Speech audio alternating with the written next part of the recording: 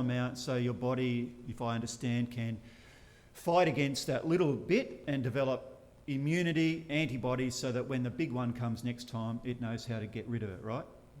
Pretty much that's the way it is. So when it comes to this passage about wisdom that brings peace, it talks a lot about fights and arguments in church, and we're blessed that we don't have a church that is filled with that sort of stuff, and we're mercifully being spared that, and that's great. So this sort of teaching about arguments and discord in church, what we should see it as, rather than fixing a problem we have now, we should see it as a vaccine, right? A little bit of an injection so that we can recognise when these things might be coming next time and they can be dealt with quickly, right? Makes sense? It's a good idea. Wisdom in the Bible is both religious and practical. Unlike Greek or worldly wisdom, which emphasises individual experience and intuition, but worldly wisdom, or the Greek wisdom that is sort of contrasted with here, that sort of wisdom ignores God's way. Whereas in the Bible, wisdom is always seen as something that takes into account God, right? An unwise person might live their whole life in many, many great ways. And like the classic, I suppose, is the parable that Jesus told of the man who built bigger barns. If you remember, he was a wealthy man and his crops really grew. He had a successful crop. He said, "What will I do? I've nowhere to store my excess grain." So he said, "I know what I'll do. I'll tear down my small barn and I'll build bigger ones. There I'll have room for my extra crops." Well, that's wisdom, isn't it? That's a wise thing to do. No worries. But then he says to himself, "I will say to myself, take life easy, eat, drink and be merry." Again, worldly wisdom might say, "Yeah, good, you've got plenty, you can take life easy." That might be a worldly way of doing something wise. Take it easy, mate. Why have a heart attack? But God says to him, "You fool, because tonight your life will be demanded from you, then who will get what you've stored up for yourself?" So, God describes him as a fool, but the world would probably describe him as very wise. So that's one example of how wisdom that we might think is just like good and worldly wisdom, it falls short of what the Bible tells us is true wisdom. True wisdom in the Bible takes account of the fact that God is there, that he created all things, that he's the Lord. One day we'll stand, he'll judge us. A worldly person prepares himself for that and gets right with God through the gospel. I guess in Australian culture, we could probably summarise what wisdom might be, just normal wisdom. We could say, I could make up a little parable or a little proverb. It says something like this: the way of the wise swims between the flags. Swimming at unpatrolled beaches invites disaster. Would that be a good Aussie parable of wisdom? It would be, wouldn't it? That's a wise saying. And it's probably a good way to see what biblical wisdom is as well, because if you think of it as an analogy, God's ways are the flags. Swim between God's ways. Live your life between what God says. And his Spirit are the lifeguards. Enjoy your life between the flags of God's ways that's outlined for us in the gospel of Jesus, and you will be blessed. You can enjoy your life, paddle around, but you're between the flags. That's the safe place. There's no rips there. You might still get into trouble in the ocean, even if you're in between the flags, but praise God, there's someone there to rescue you. It's the same as a Christian. You still might be living according to God's ways, but it doesn't mean you're not going to have your troubles in life. But God's Spirit is there, like the lifeguards, to come and help us. Good analogy, isn't it? In a nutshell, that's wisdom. The book of Proverbs contrasts regularly all the way through the book of Proverbs the way of the wise versus the way of the fool. Like if you want to know generally what biblical wisdom looks like, there's no better place than go to the Proverbs. And you see all the way through. Proverbs 12, 15 and 16 is probably a classic example of this contrast. 12, 15 and 16. The way of a fool seems right to him, but a wise man or woman listens to advice. A fool shows his annoyance at once, but a prudent person overlooks an insult. See, contrasting. It's the way of the fool, the way of the wise. And there's many other examples all the way through Proverbs that explain the general way, I suppose, that wisdom is seen in the Bible, especially in the Old Testament. When we come to the New Testament, wisdom is added to. What we see in the Old Testament, the way of the wise versus the way of the fool, basically the way of the wise in the Old Testament is the person who follows God. Fear of the Lord is the beginning of wisdom, right? Whereas in the New Testament, you can add to that something a lot more specific. And it's outlined in 1 Corinthians 1, 18 to 25. It's what's known as a Christological view of wisdom. Wisdom is seen through the lens of Jesus and the cross. This familiar passage. For the message of the cross is foolishness to those who are perishing, but to us who are being saved it is the power of God. For it is written, I will destroy the wisdom of the wise, the intelligence of the intelligent I will frustrate. Where is the wise man? Where is the scholar? Where is the philosopher of this age? Has not God made foolish the wisdom of this world? For since in the wisdom of God, the world through its wisdom did not know him, God was pleased through the foolishness of what was preached to save those who believe, and so on. So, wisdom in the New Testament is brought to a more focused lens. Wisdom is in Jesus, in the cross of Christ. Again, this contrast between the foolish man and the wise man is brought again to the cross. Greeks seek after wisdom, but we preach Christ crucified. To the world, it seems like foolishness. Why would you crucify your leader? Why would you kill him? Well, it's foolishness. But that was the wisdom of God, because in Christ's death on the cross, sin was being punished, therefore bringing forgiveness to us who believe. The wisdom of God, who would have thought? God outsmarted the world and the devil. So wisdom is brought to this very Christological focus through Christ, through the cross. It's added to it. So, question is, what does James bring to our understanding of wisdom? I've just given you a quick overview, I suppose, of biblical wisdom, New Testament wisdom in Christ. What does James add to that? He doesn't replace it, he adds to it. And it's very interesting. James brings a church community focus to wisdom.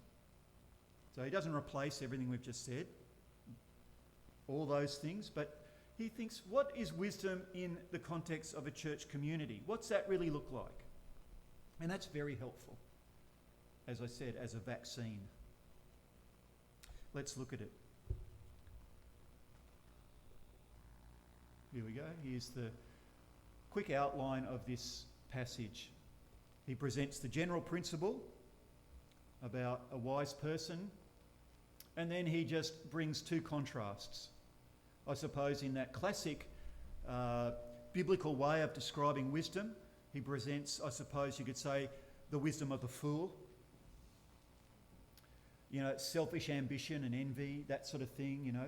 He presents what a foolish person looks like in the context of a church. and then he just presents what a wise person looks like. Very simple outline. So first, a wise person produces humble deeds. Verse 13. Who is wise among you? Who is wise and understanding among you? Let him show it by the good life, by deeds done in the humility that comes from wisdom. That is the general principle here. If you're a really wise person in a church, show it in humble deeds. That's the focus. Such a wise person does not maybe do well on Who Wants to Be a Millionaire. They may not be the smartest cookie in the jar, or they may not run for parliament. They may not invest in Bitcoin and earn lots of money, or they may not have the best house on the street. But there will be something very special about such a wise person in church community. They will be a wonderful blessing to their church. A wise person in church follows Jesus and submits their life to him. But they fill their life with humble deeds. Notice how these two things go perfectly together. Humble and deeds. If you just do many deeds, but crave attention and to be noticed and to be spoken about. You could be very active, but in your heart you really want everyone to, say something nice about you. Those good deeds really become an uncomfortable source of pride, and those around feel awkward. It's like, I really appreciate that, but it's coming at a cost, isn't it? I really have to go overboard to mention these things because I know that person and they really want a lot of attention. That's really awkward. That's a very sad way to live, always looking for a pat on the back. Don't be like that. But a humble deed does not crave recognition because it's humble. It's happy to be not even noticed. It is satisfied in itself and seeks to honour God, who sees in secret what is done and will reward. God is the focus. That's not to say sometimes, and I think it is appropriate for me as the pastor to recognise people who do things, outstanding things in this church. I think it's appropriate to make mention of that, as I did last week. I'm not saying those people crave that attention. They certainly didn't. They're not that type of person. But I do think from time to time it's good to, just encourage people and the church. But in general, if you are a humble person and only humble but you never do deeds, right? You don't actually do anything that helps anyone, then maybe, you come across as, you like to give advice or like a guru type. You enjoy the pedestal of being the wise person, but you never actually do anything for anyone. That also is not good. So these two things, humble and deeds, go together. You can't just be a deeds person, you can't just be a humble person, you've got to be both. That, he says, is a wise person. Let him show it by the humble deeds done.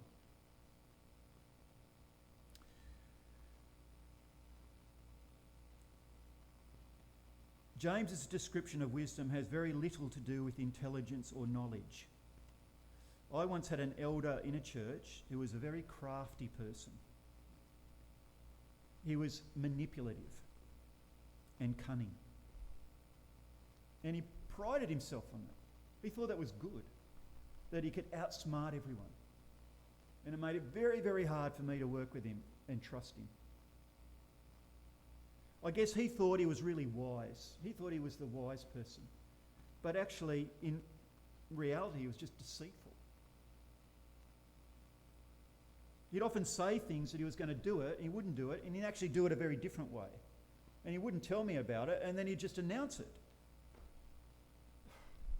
Very, very hard. And he'd think he's outsmarted me. He thought he was wise.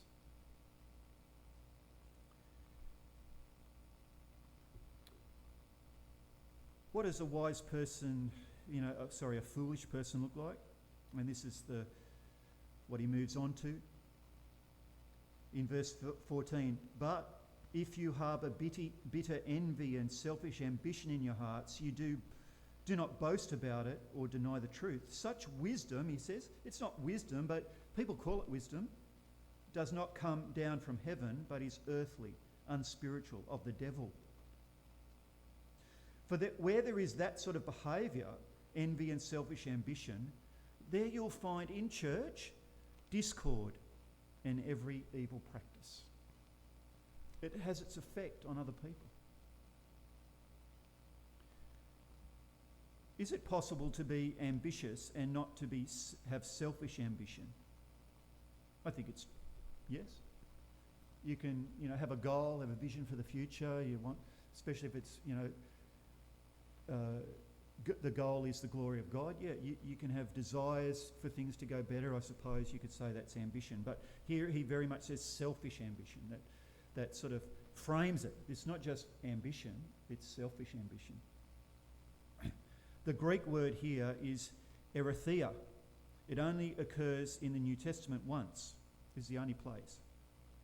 So how do we know what he was getting at when he used it? It's hard to know if a word's not used repetitively through the New Testament. But we can find in ancient writings around the same time, Aristotle used the word to describe the narrow partisan zeal of factional, greedy politicians of his day. So glad that doesn't happen today, aren't we? But that sort of word is used, this selfish ambition is used to describe those sort of people. In other words, selfish ambition lends itself to competition, win at all costs, division in a community. None of these things are good for church life. And interestingly, the people James was addressing were actually boasting about this attitude. So not only were they holding on to bitterness and envy, but they were proud of it. I mean, it's hard to believe, isn't it? Obviously, some people were priding themselves on their wisdom and their understanding and reacting against those who didn't perhaps agree with them. And this resulted in jealousy, bitterness and discord in church. It just sounds very messy, doesn't it? You really don't want to be a part of a church when all that's going on. And then after the passage we had read, he then describes even further what the impact of this sort of selfish ambition and discord. Verse 1 of chapter 4, what causes fights and quarrels among you? Don't they come from your desire that battle within you? You want something but you don't get it. You kill and covet, but you cannot have what you want. You quarrel and fight. You do not have because you do not ask God. Okay, so it leads to even worse discord and envy, but then fights and quarrels.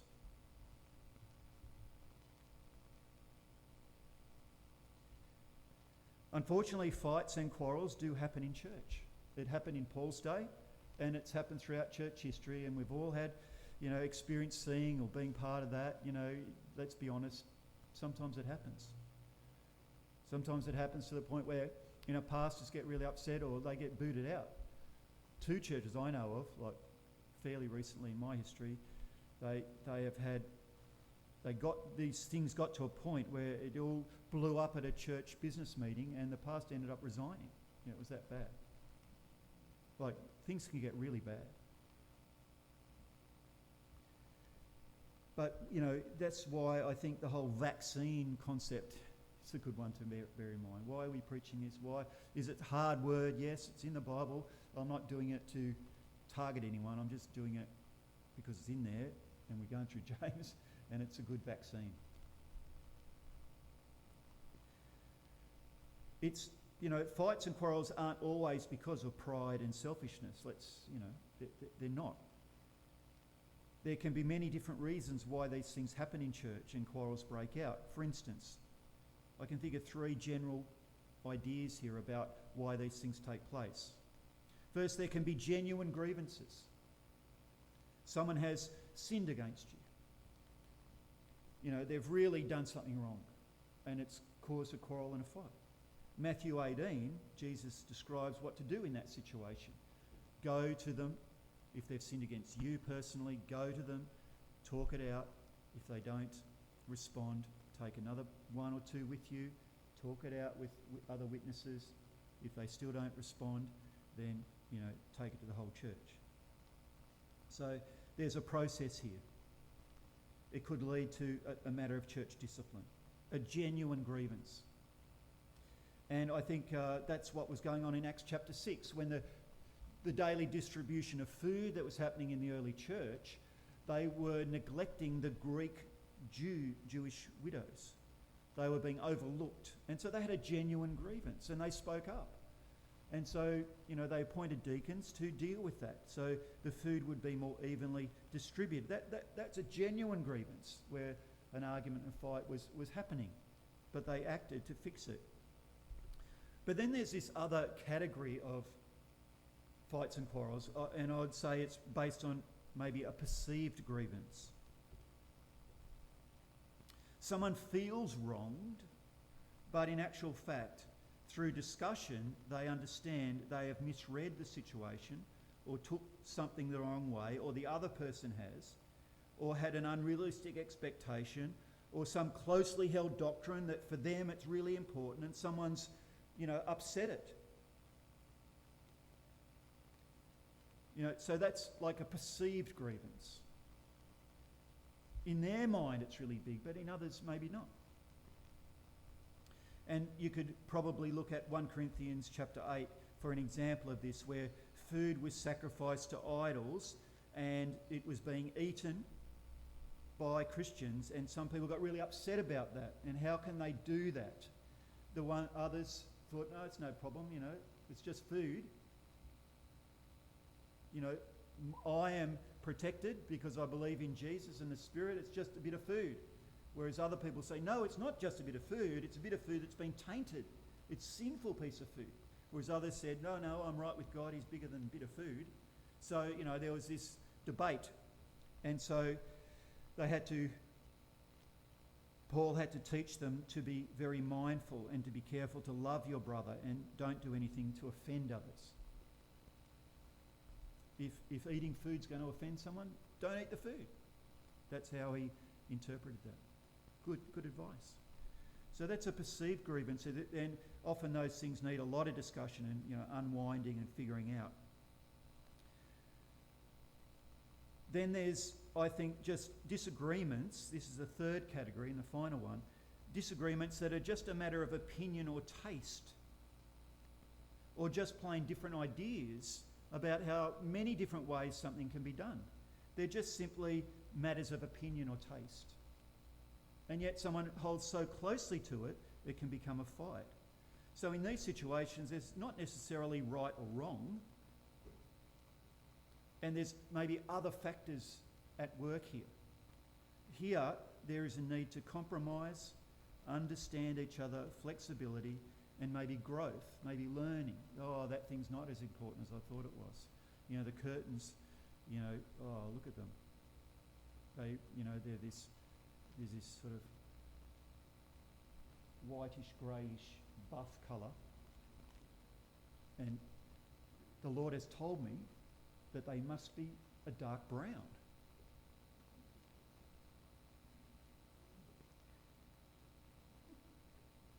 Who's going to disagree with me? Well, I think they should be blue, says someone over here. The Lord's told me that I think they should be crimson. Oh. So who's right? So I'm saying they're just a matters of opinion or taste. They don't make any difference, but in that person they make a massive amount of difference. Now, something like this, perhaps you can look for an example in Philippians chapter 4, where Paul talks to the church about two ladies, Euodia and Syntyche, or whatever you say it, however you say it. These two ladies, he doesn't make any judgment about them. He just says, help them. Meaning, help them to sort out their problem. These two ladies had a problem. And he doesn't say, one wanted purple curtains, one wanted red curtains, Something that was not a right or wrong situation. It was just a matter of opinion. It became, a personality friction perhaps.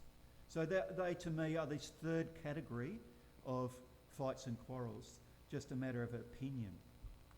And the reason I'm outlining these three different things, genuine grievances, perceived grievances, and just matters of opinion, is because when we all do at times, get heated up about something, think about those three categories. Really, what is this that I'm really upset about?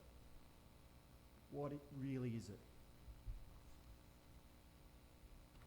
But any of those can spill over into fights and quarrels.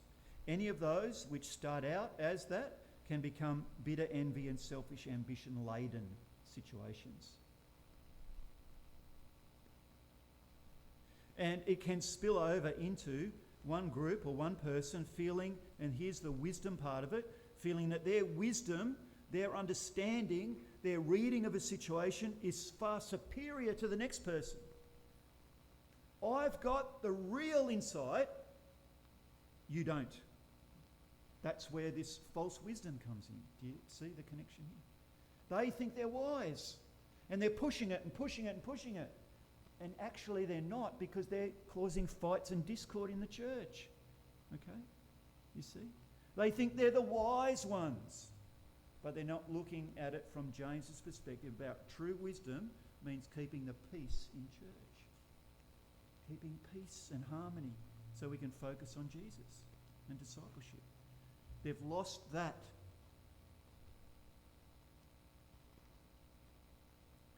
In 1 Corinthians 8, Paul says, now about food sacrificed to idols, we know that we all possess knowledge. In other words, he's saying we're all smart human beings. But knowledge puffs up, while love builds up. Those who think they know something do not yet know as they ought to know. But whoever loves God is known by God. What he's getting at, just what I said. There can be a wisdom and a knowledge that's really destructive and false. If it's not analysed and talked through carefully and understood, it can lead to pride and destructiveness in church. And now the good part. A wise person is a peacemaker. Verses 17 and 18. But the wisdom that comes from heaven is first of all pure, then peace-loving, considerate and submissive, full of mercy and good fruit, impartial and sincere. Peacemakers who sow in peace raise a harvest of righteousness. Now, interestingly, he concludes this section in verse 18, and verse 18 really works as a summary of, like in a nutshell, what am I getting at? And it's peacemakers who sow in peace raise a harvest of righteousness. So he looks back on everything he said about wisdom. He's saying, basically, aim at being a peacemaker. And he mentions this earlier. Then they are peace-loving. So verse 18 is a summary. Peacemakers who sow in peace raise a harvest of righteousness. Read this section with a purpose. Like, why is he talking about wisdom? Because he wants peace in church. He doesn't want fighting and arguing and gossipy places. Environments where little things become big things. Where he wants people who forgive and just get on with it. Or he wants people who just let go of things and don't make an issue out of it anyway. Where the good of the whole and the community and unity is prized and valued. Places where making disciples of Jesus and the gospel is the goal, not the colour of the carpet. A few more personal examples to conclude with. In one church, we had this lady who was she was right into particular cleaning products, right? And she had this cleaning product that she used to, I think it was like a pyramid thing, you know. You might have seen this. It was a particular cleaning product that used no water. And it was like dry cleaning, like literally. So all these cloths, and she had a spray, didn't she? Some sort of spray. Yeah, but you couldn't mix water with it. So you couldn't, it was for everything in the church. So she would supply in the, cupboard there for the cleaning her products. And everyone on the cleaning roster had to use her product. And I used to think, wow, that's a bit restrictive, isn't it? Maybe, and it was costly. But she was so passionate about it that she demanded everyone do the same thing and use her products. And if we didn't, she'd be offended.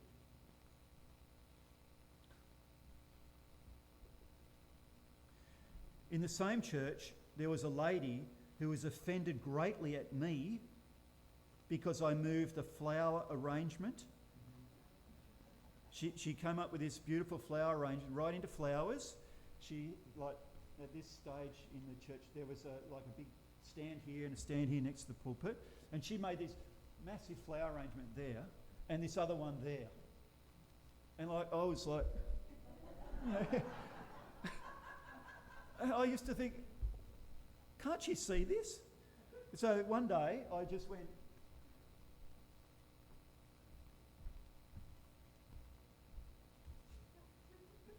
before the service. But she was greatly offended at that. And no matter what I did, I couldn't make up the offended relationship from then on. Like, that's what it took. Yeah, and I had hay fever, and that was just making me sneeze. And there was another gentleman in this same church, he's all from the same church, by the way, who was so offended at me, again, for teaching that the church needs to be making non-Christian friends and seeking to have opportunity to share their faith with them. Like, that was terrible in his mind. Why would I do that? He was so upset about this that he wrote me a 3-page email letter calling me a false prophet and that I was leading the church into error because I was encouraging people to make non-Christian friends and share the gospel with them. I wasn't too heavy-handed about it at all. I know, it's not everyone's gift. I know, we just do your best. Pray for them. And then in his final, there were 3 different long-winded letters that went on, quoting all these verses out of context, that went on for months, right? And he finally said, I can't remain in a church with such false teaching. And he had to leave. God bless you. In the same church,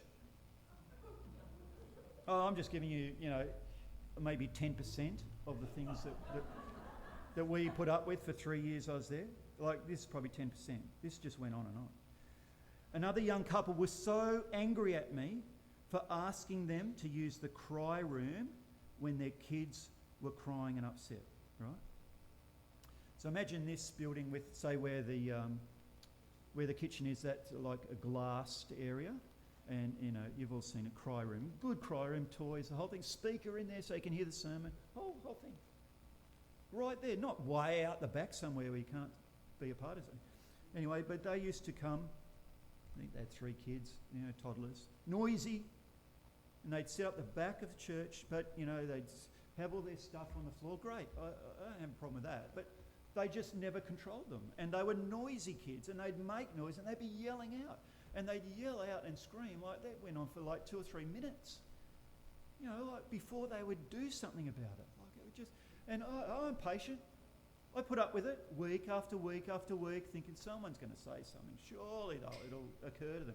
I'd make announcements. Please, everybody, make use of the cry room. Yeah, it's there. Penny wouldn't drop. No, week after week. It just went on and on. It's not like I jumped on them the first time they did this. Until finally, one day I said, look, the cry room is there after church. I said, the cry room is there. It'd be good to use it. The speaker. How dare you, she said. And just went off at me, in this tirade. I wasn't loving, I'm not supporting young families, blah, blah, on and on it went, right? And then he got involved, Blah, blah, blah. How do you expect me to bring friends? Blah, blah, blah. Look, all I want is you to use the cry room. That's it. That's what it's for. Other people use it. Otherwise, I go in there and start crying.